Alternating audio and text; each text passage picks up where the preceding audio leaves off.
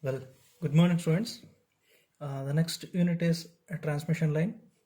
There is a mistake in syllabus book. Please note that fourth unit is uniform plane waves and fifth unit is transmission lines. Even for examination, the question 7 and 8 will be on uniform plane waves and question 9th and 10th will be on transmission lines. In syllabus book, it is interchanged by mistake. Even for a test 3, the portion is half of the third unit and fourth unit will be there, that is magnetostatics and uniform plane waves. Transmission line are a group of wires made up of good electrical conductor such as copper, aluminium, etc. used for transmission of electrical energy from one place to another place. Classification of transmission lines. As I already told, the transmission lines is used for transmission of electrical energy from one place to the other place with the minimum loss. And the transmission lines are classified as power lines and communication lines.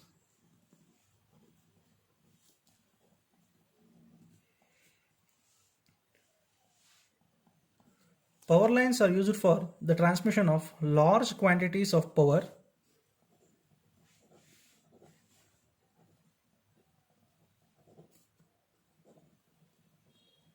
over a fixed frequency, whereas communication lines are used for transmitting small quantities of power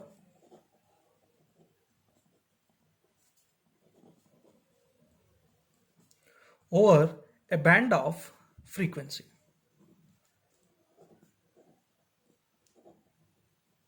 For example, telephone lines. The example for power lines are KPTCL lines like 450 volts, 50 hertz, 880 volts, 50 hertz, like that. If you consider a parallel wire transmission line, both the conductors are running parallel to each other. We know that every conductor has its own resistance. So in this transmission lines, that it is separated by a dielectric medium. Okay.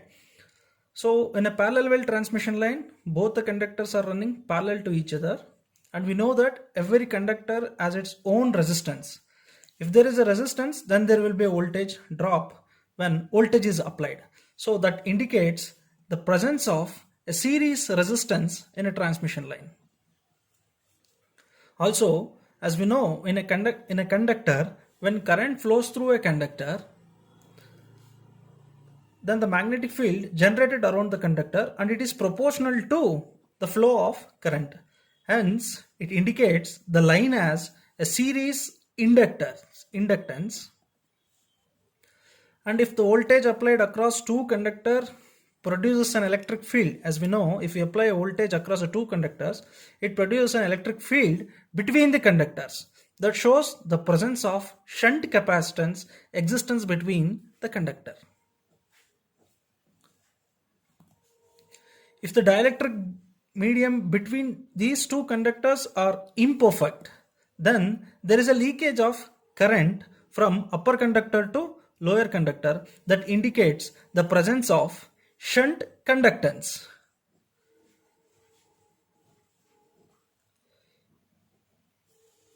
So here transmission line is a distributed network because physically we cannot show the resistor, capacitor and inductor, but the properties of the electronic components exist within the transmission line. If the electronic components are physically exists like other circuits or a network, then it is called lump network. Here in a parallel transmission line, again I repeat, both the conductors are running parallel to each other and every conductor has its own resistance. Hence, if we apply a voltage, then there is a voltage drop. So that indicates the presence of resistance in a transmission line. And also in a conductor, when the current flows through it, then magnetic field generated around the conductor and it is proportional to the current.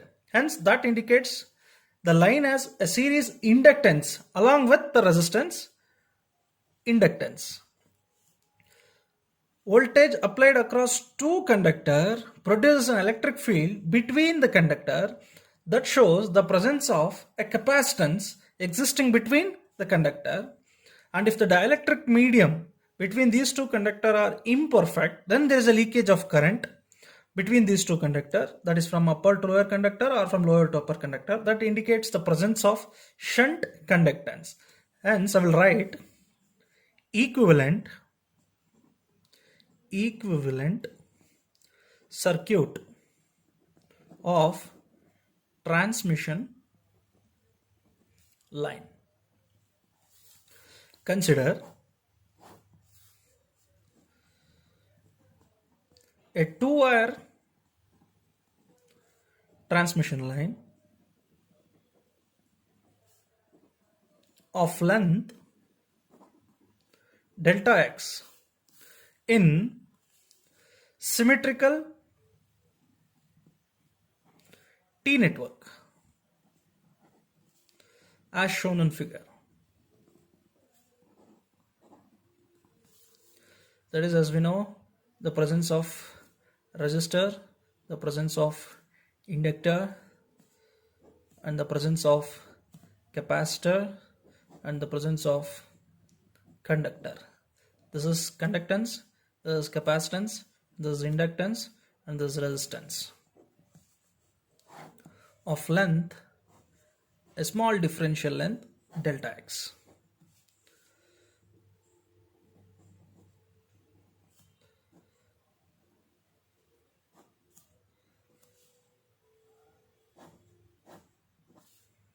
So this is the equivalent cross section of small length delta x in a transmission line where the presence of resistance, inductance, capacitance and conductance over a transmission line.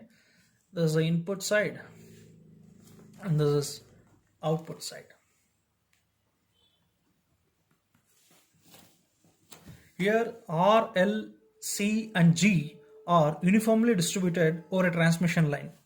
If I consider a transmission line of infinite length, then this type of cross section will be there in series. Okay, there is a small cross section which I have considered of length delta x. For an infinite length, this type of T section will be there in series for an infinite length. As we know, in this circuit, series impedance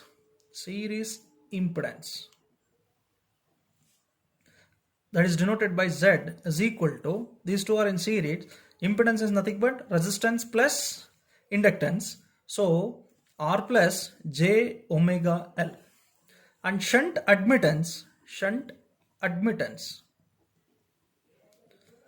it is denoted by Y. Admittance is equal to conductance plus capacitance. Admittance 1 over impedance is nothing but admittance. Okay.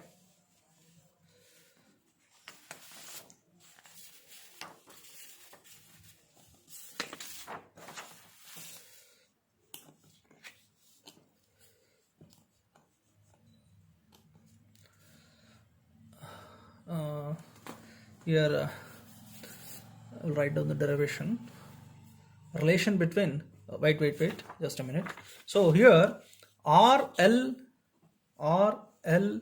C and G are the primary constants,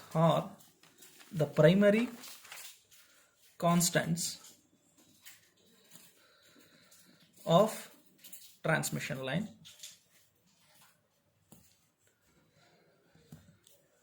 Characteristic impedance and the propagation constant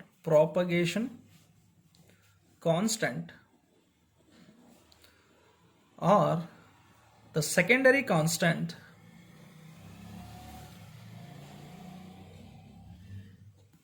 in transmission line.